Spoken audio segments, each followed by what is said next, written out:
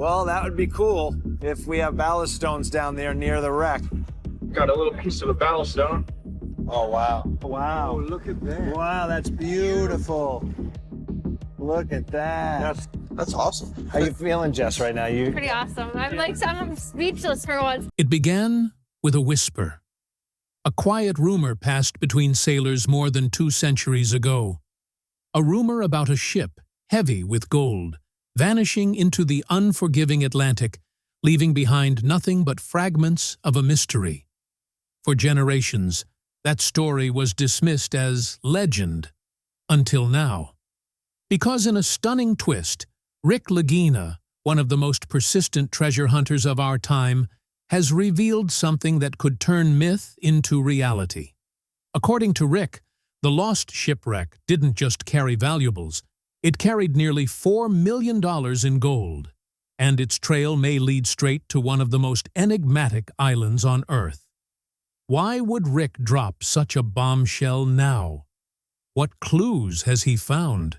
And most importantly, could this forgotten fortune still be hidden, waiting for someone brave enough to claim it? Today, you're about to hear a story that twists through centuries of secrets, shipwrecks, and buried gold. Stay with me, because what you're about to discover may change the way you see Oak Island forever. Before we begin, make sure to subscribe and tap the bell icon so you never miss the mysteries we uncover next. The Whispering Island, Poverty Island. Even its name feels like a warning, a sharp label slapped onto a lonely scrap of land rising from the vast, icy stretch of Lake Michigan. For ages, this island has stood quietly, watching raging storms and heartbreaking shipwrecks unfold around it. Its shoreline is a burial ground for ships long forgotten, and its dense woods are packed with untold secrets. But among all its stories of disaster, one legendary tale glows brighter than all the rest. A story that murmurs about a nearly unbelievable treasure. It's the tale of $400 million in Confederate gold lost during the final desperate moments of the Civil War. Most people, of course, wrote it off as nothing more than a campfire fantasy, just a myth. But for Rick Lagina, a man whose entire life has been driven by the hunt for historical mysteries, that legend was a siren song he simply couldn't turn away from. The story itself was incredibly detailed, packed with specifics that felt too genuine to be mere invention. It described Confederate agents trying to sneak their treasury north to Canada, a plan that went disastrously wrong. Their overloaded ship, swallowed by a fierce storm, was forced to dump its precious cargo into the water near Poverty Island before sinking into the lake's dark depths. For Rick and his dedicated crew, this search wasn't just another treasure hunt. It was a consuming passion. They had studied old maps, cracked mysterious letters, and listened closely to the stories passed down through local families whose ancestors claimed to have seen the event unfold. They had invested endless hours and resources, driven entirely by their belief that the gold was real, and that they were the ones meant to uncover it.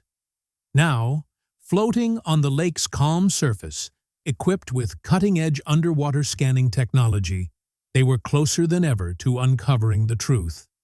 Their boat rose and dipped gently, just a tiny dot on the endless blue, while below them, a machine was slowly creating a detailed image of the lake bottom, searching for the ghostly outline of a ship and the treasure it was rumored to hold.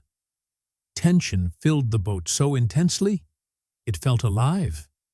Every flicker on the sonar display, every odd little shadow rising out of the digital gloom shot a surge of adrenaline through the team.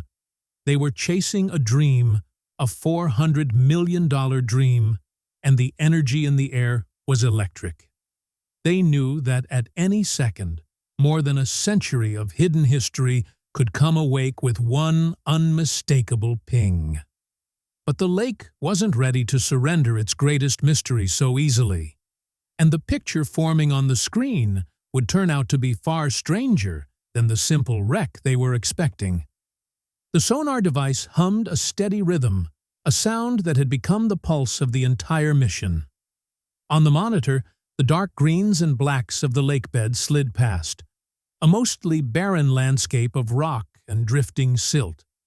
The crew stared with laser-focused attention, scanning for anything unusual, any outline that seemed out of place. They were hunting for the neat, straight lines of something built by human hands, the clear silhouette of a sunken ship. And then it arrived. A shape started to rise on the bottom of the screen, shadowy at first, then sharpening with every sweep.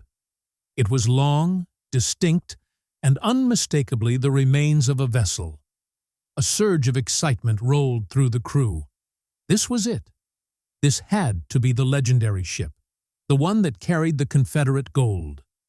But as the image clarified further, a sharp gasp spread across the cramped cabin. Something didn't add up. Or more accurately, something unexpected was sitting right there where it shouldn't have been. Lying directly across the first shape was a second, smaller outline. It wasn't a trick of shifting light or some odd software hiccup. Without question, there were two separate wrecks, one seemingly draped over the other in a strange underwater intersection. This startling discovery sent a wave of both confusion and excitement through the crew. Two ships. The old legend had only ever mentioned one. But as the shock faded, a more complicated idea began to form, one that matched the new evidence with eerie accuracy. There was a lesser-known part of the gold story, a chapter most people had forgotten. It spoke of another ship that came years later, whose crew had supposedly found the location of the original sunken treasure. They might have even started recovering some of the gold before they too were taken by a sudden storm and swallowed by the lake. Could this be what they were looking at? Proof of two separate disasters, separated by decades, yet bound together by the same extraordinary fortune? The larger, older wreck would belong to the Confederate vessel, and the smaller one would be the doomed salvage ship that went searching for it. It was a dizzying, mind-stretching possibility, but the sonar image didn't lie. It showed a snapshot of historical chaos, two tragedies frozen in time, piled together in the depths. The story was no longer about one lost ship. It had become a tale of a cursed treasure and a watery graveyard that had taken victims twice. This breakthrough was enormous. It turned what had long been viewed as a simple legend into something solid and visible. As Rick liked to say, they had pushed the needle from myth to near proof. But staring at the wrecks on a screen was only the beginning. The next step was the one that truly mattered. They had to get below the surface. They knew that if they wanted to understand what they had uncovered, they had to see it with their own eyes, brush their hands against the rotting timbers, and search the scattered remains for the ultimate prize, the hunt for that Civil War gold. The sun dipped lower, spreading brilliant streaks of orange and purple across the sky, but the team hardly noticed.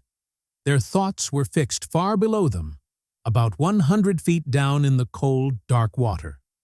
Finding two wrecks had changed the entire tone of the mission. The energy on board was no longer simply hopeful. It was urgent and almost frantic. Two ships. One looks like it might be lying on top of the other. That lines up with the story.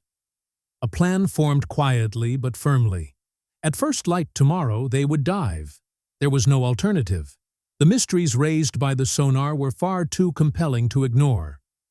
Preparations started immediately. The team needed a veteran diver, someone familiar with these unpredictable waters and skilled in the unique challenges of exploring a Great Lakes wreck. They called John Smith, a local diving specialist and a close friend of the Guro brothers, Mike and Jess, who were running the dive operation. John wasn't just an expert. He shared their deep fascination with the Poverty Island myth. He had spent years diving these waters, and the lost gold was a mutual obsession. He agreed to join them without a second thought. As night settled in, the crew gathered on deck, the cool breeze doing nothing to still their racing thoughts. They reviewed the plan over and over. The first dive would be purely for scouting. The main objective was to find and confirm the second wreck, the smaller ship resting across the larger one. They needed to understand the condition of the site, determine how broken the ships were, and map the spread of debris. It was delicate work. Maritime law meant they couldn't just pull anything from the site. If they discovered something important, they'd have to notify the state of Michigan and apply for a recovery permit. Every piece of gear was checked, then checked again. Air tanks were topped off, communication systems tested, and powerful underwater lights set up. Mike and John walked through their routines, their signals, their backup plans. They were fully aware of the dangers. The water would be brutally cold, and visibility might be extremely limited. Shipwrecks are inherently risky places, filled with sharp metal edges, twisted lines, and unstable structures. The pressure of expectation was huge, but it was outweighed by the electric thrill of what they might uncover. For Rick Lagina, this moment represented the peak of a long, grueling quest. He watched every step of the preparations with a look of deep, almost overwhelming anticipation. He had always believed the legend was real, even when people laughed it off.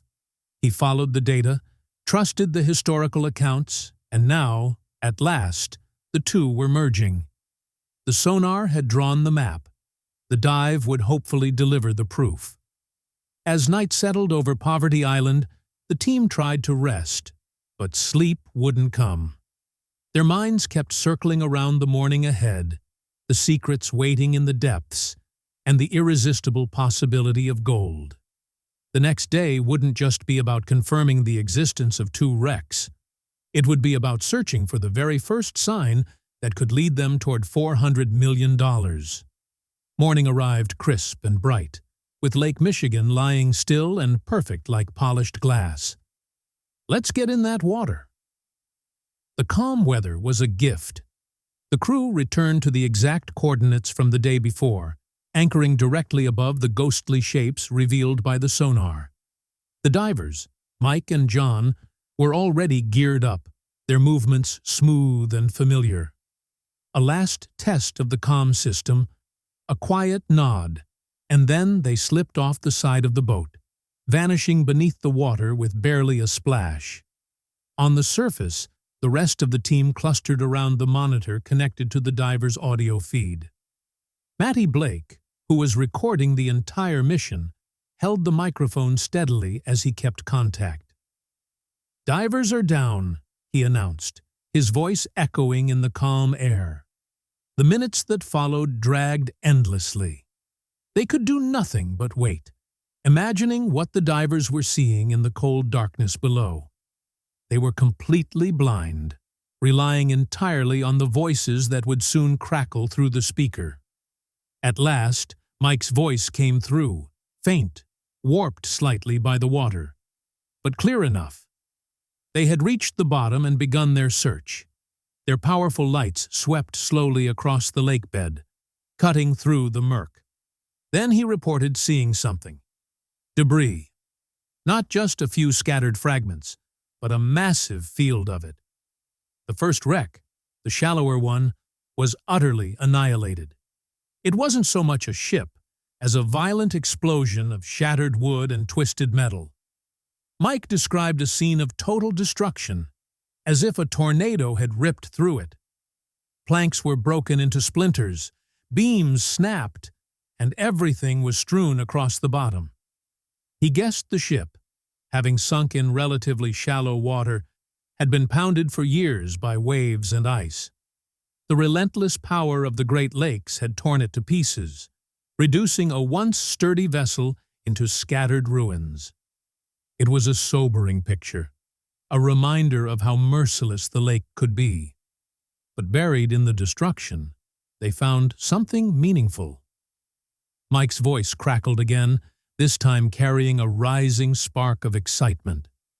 He was seeing stones, not the sharp natural rocks scattered across the lake bed, but smooth, rounded stones, all nearly identical in size, gathered together near the wreckage. He was looking at ballast stones. For the crew on the surface, this discovery hit like lightning. Ballast stones were crucial. They were used on large sailing ships in the 18th and 19th centuries to provide weight and steadiness, especially in rough waters. Modern vessels didn't use them. Their presence was a major clue, one that pointed directly to age. It showed that this wreck wasn't some modern accident. It was older, much older. It belonged to the right era. The ballast stones were a real connection to history, solid evidence that they were indeed following the correct trail. This was no ordinary shipwreck. It was almost certainly a vessel from the Civil War period. The excitement surged through the team. They had uncovered the debris field of a ship from the precise moment in history they were chasing. A ship that very well could be the one from the legend. The wreck's chaotic destruction suddenly made sense in the story's context. They had found the ships. They had uncovered the history. But the gold still lingered as a phantom. Is it right for modern treasure hunters to claim a fortune born from a nation's tragedy? Or should the lake's long-kept secrets remain untouched? Share your thoughts below. And don't forget to like and subscribe.